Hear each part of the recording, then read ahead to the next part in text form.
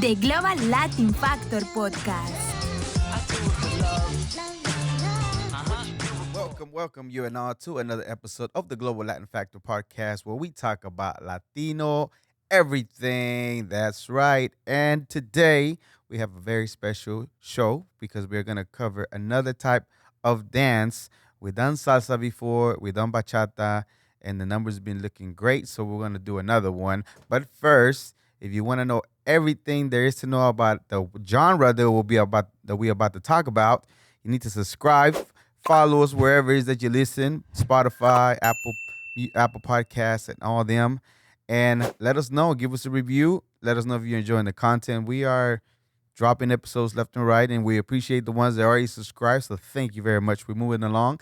So now, if you want to find out what are the top five cumbia songs of all time and some of the top bands, stay tuned because we're going to tell you all about that right now. Starting with Cumbia. That's right. Cumbia is a music genre that traces back all the way to the 1800s with roots from Colombia and African culture, beginning with African dance. Cumbia most likely began in the 19th century as a style of courtship dance style created by enslaved Africans and the coast of the Caribbean countries and Colombia.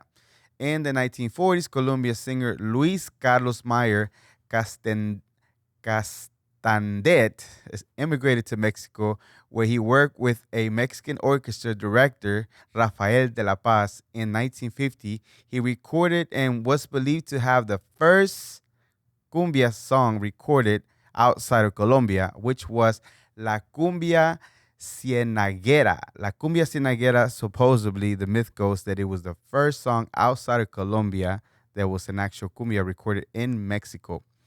Brought to Colombia around the time where Spaniard became a colony in Colombia, and is heavily influenced by native tribes, such as the instruments itself. There's a lot of influence. There's the gaita flute and also the huacharacas. That's some of the instruments that the natives use.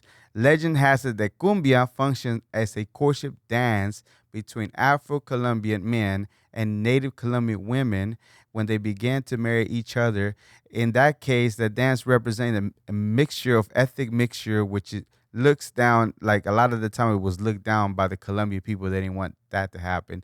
The tradition of cumbia spans 3 centuries and several continents, which is again, as we mentioned earlier, the origin itself is believed to be a courtship from African dance, and that was brought to Colombia from the enslaved, and it knitted together and created this beautiful, beautiful sound, which is cumbia, and it's just been spanning all over the place, joining cultures together, from being looked down from the Spaniards, thinking that it's not something that they needed to have, to really discouraging it, to being like still cumbia.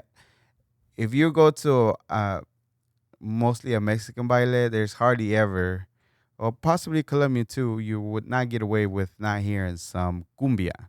Okay, so here's some of the top songs of all times, and this is going to be 5 of them.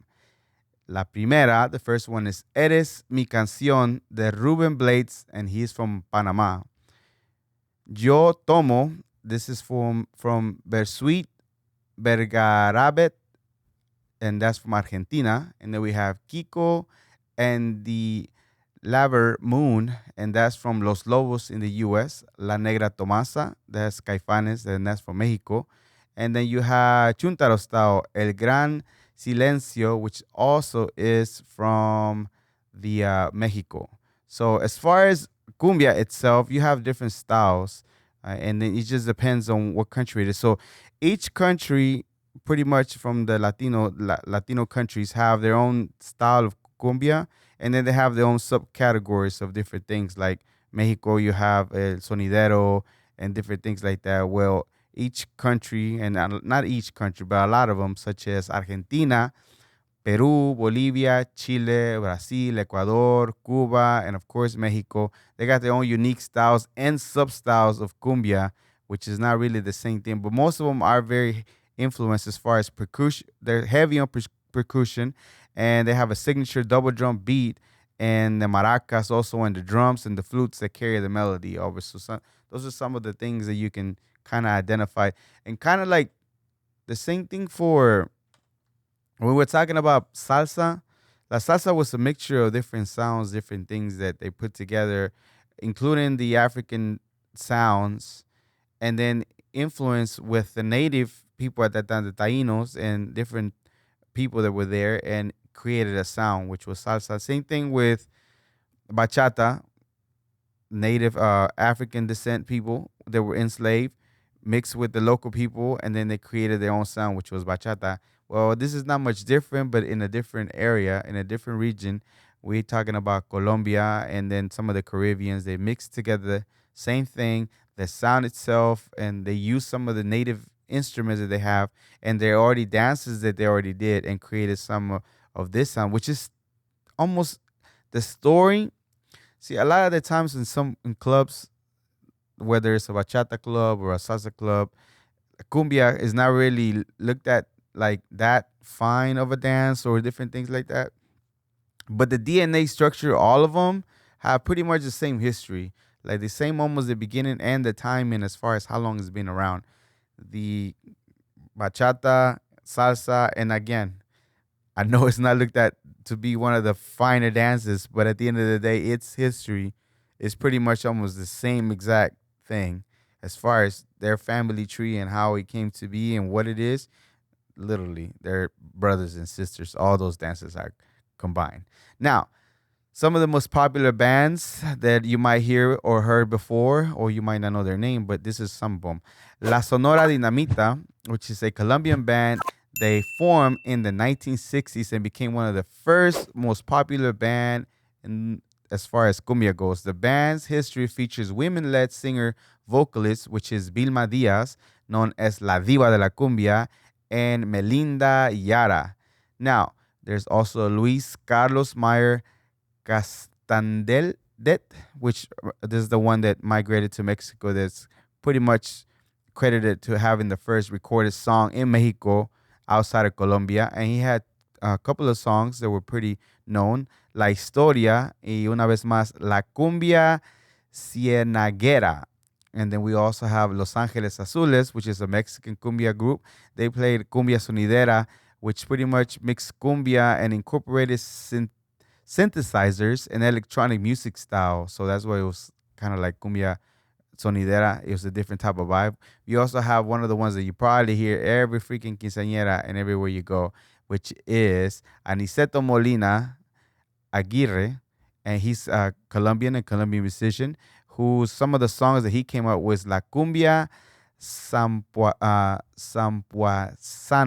Why can I say that word? Sampuesana, La Cumbia Sampuesana, which is one of the most popular songs and became very popular in El Salvador. And you also have Los Gaiteros de San Jalisco.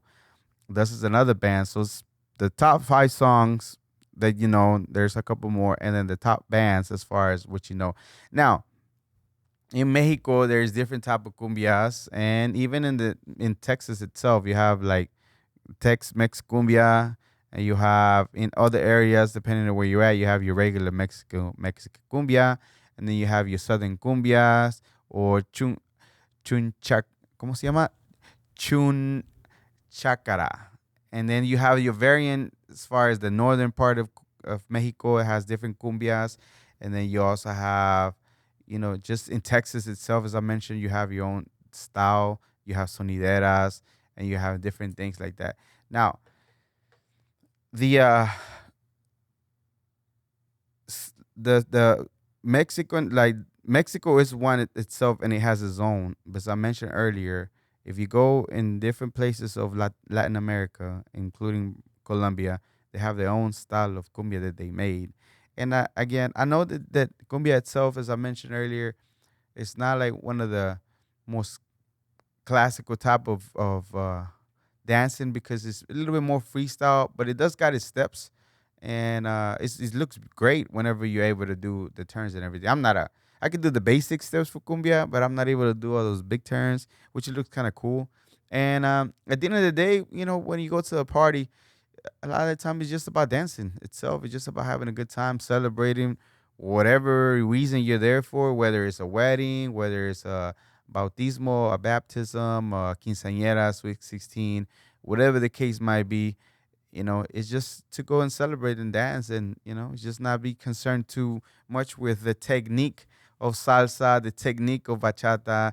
It's just a little bit more, but it does have its own thing and competitions that people do as far as cumbia itself. It's not just wilding out or freestyling, but it is nice to look at all the ones that know how to do it really good, and again, just the different style, the different genre, the traditional cumbias more, and then of course you have your other sonidero, and then just different things that you're doing. It looks fun.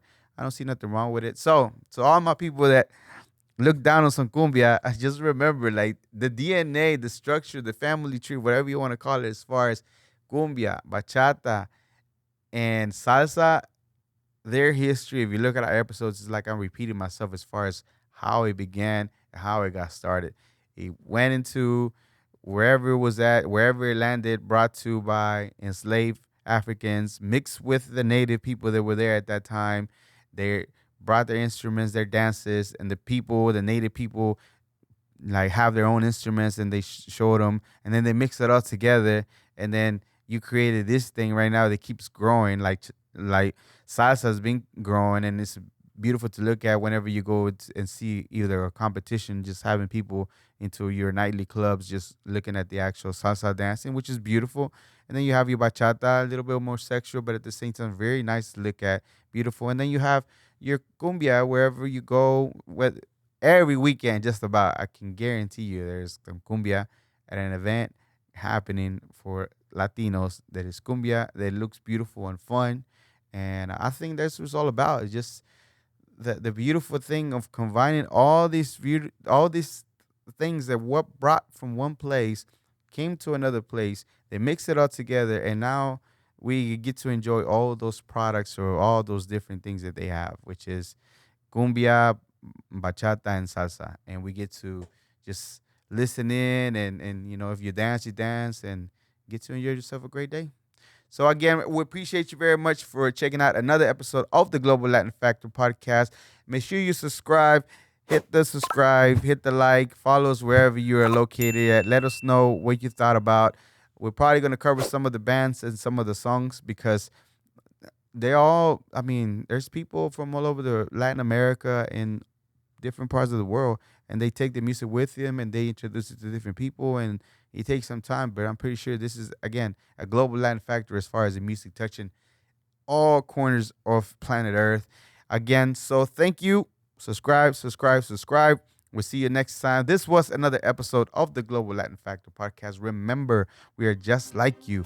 We are the spice in this melting pot that it is the world. Until next time.